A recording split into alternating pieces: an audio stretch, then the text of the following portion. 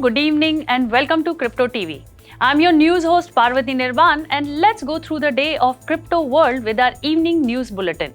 Ticker Plant, a leading global content provider in the financial information service industry and the holding company of knowledge portal CryptoWire, has collaborated with Google Cloud. The partnership with Google is aimed to develop the CryptoWire ecosystem that will cater to all stakeholders of cryptocurrency and blockchain industry on a common platform.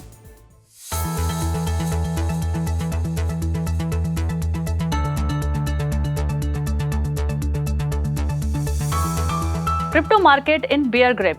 Bitcoin slips below $41,000 amid macroeconomic uncertainty. US SEC sues Australian promoter for a $40.7 million initial coin offering in 2018. Crypto scammers drained a record $14 billion in 2021. Vitalik proposes new multidimensional Ethereum fee structure. Mozilla abandons plan to accept crypto donations after stinging backlash. Human Rights Foundation to give 425 million satoshis as a part of its Bitcoin development fund. Dapper Labs become first NFT company to register to lobby with US government.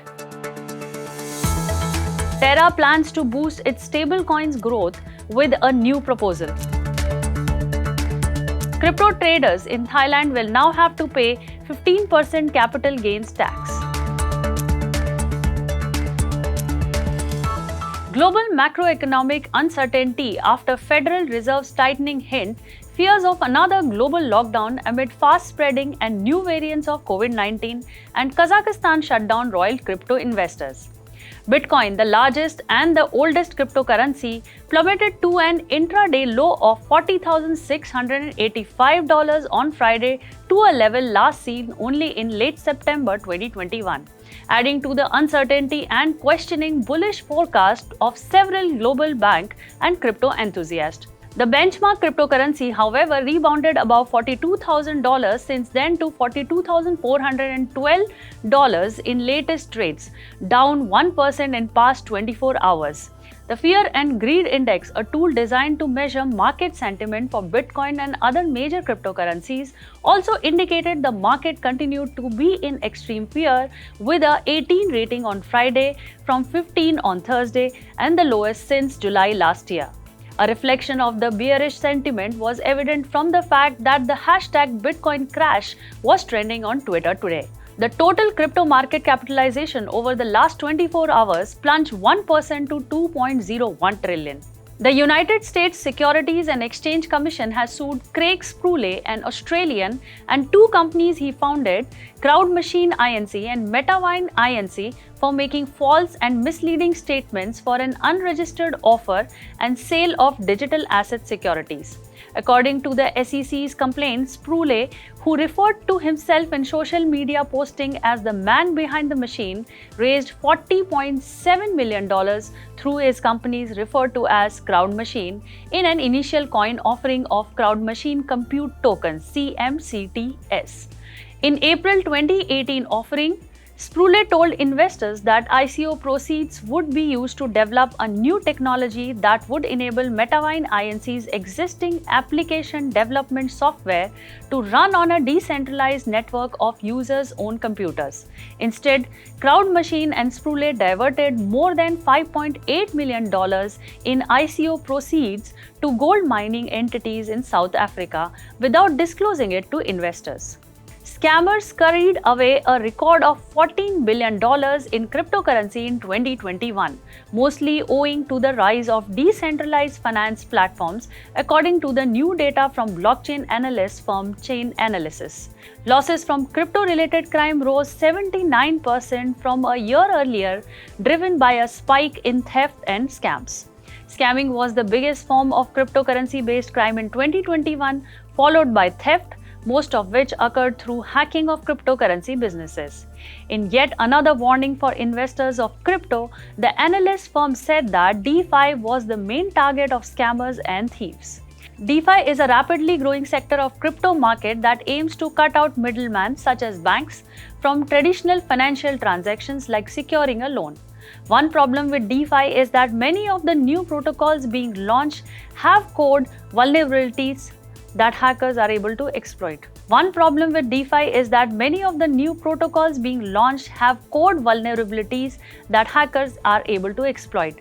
21% of all hacks in 2021 took advantage of these code exploits.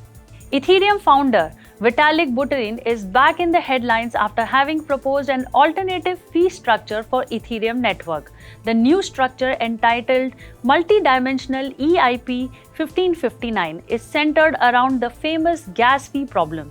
Since Ethereum can only process 15 transactions per second, gas fees tend to spike at times of network congestion.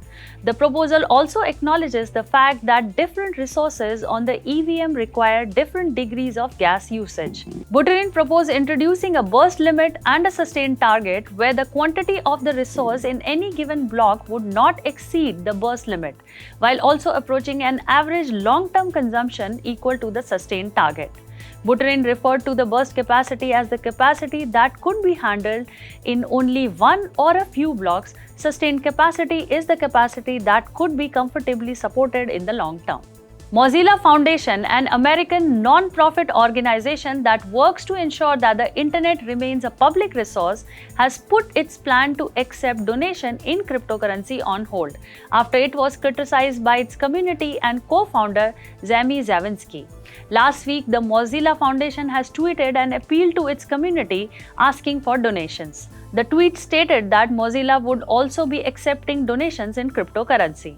However, this led to an intense backlash from the community and users asking how accepting donations in crypto would help Mozilla in fighting the climate crisis.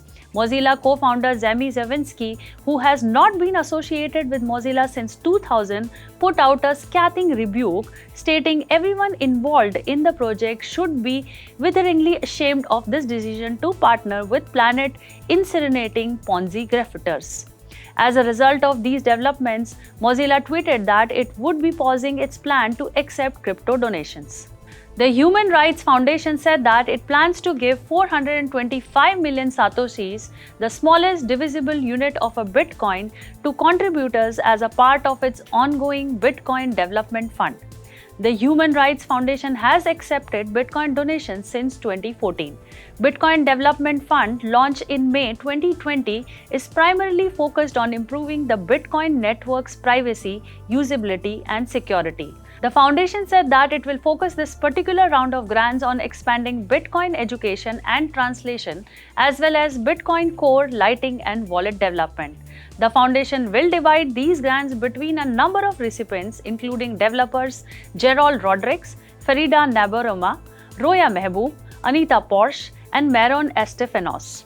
Back in Jan 2021, the Human Rights Foundation made headlines when it urged Time magazine readers not to demonize Bitcoin and other cryptocurrencies. That's all for today's evening news. For daily news and updates, keep watching Crypto TV. I am your news host Parvati Nirvan, signing off for now. See you tomorrow, same time. Have a wonderful evening. CryptoWire, a crypto super app which also includes the channel Crypto TV, has announced the launch of India's first index of cryptocurrencies, also known as IC15. The IC15 index is aimed at helping investors track the performance of top 15 widely traded liquid cryptocurrencies listed on leading crypto exchanges across the globe.